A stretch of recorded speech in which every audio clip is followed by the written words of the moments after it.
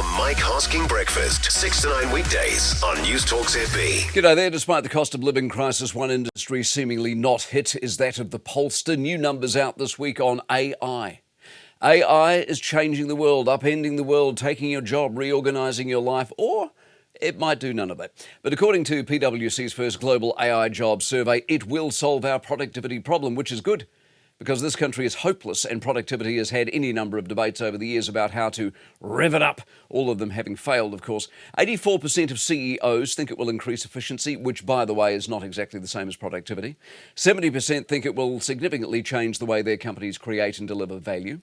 There's a 25% uplift in AI skill demand. 69% think most of their workforce need to develop new skills. And in these results is the clue as to why, despite all the change we've seen these past few decades, the big picture really hasn't changed at all. Yes, in certain industries, tech has changed life, but we still can't educate our kids properly. Planes plummet in increasing amounts of turbulence. Wars are still waged and rage. We can still only find two old farts to run for the US presidency. For a group of global citizens on the cusp of so much, well, so much doesn't really seem to have changed, does it?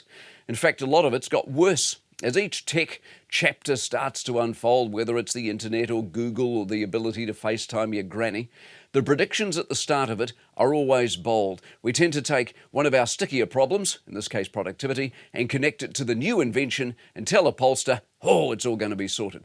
Here is what we know for a fact about AI. Governments, apart from the EU who moved this week, have not done a thing about it.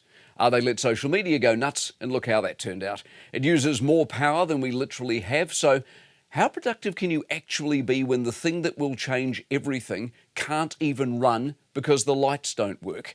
And that's before you get to the other predictions about it eating us all and life as we know it is over. In the 0 to 100 game we tend to play, we still seem to be suckered into believing everything new must be 100, when in fact even the good stuff might only end up at about, 60-ish.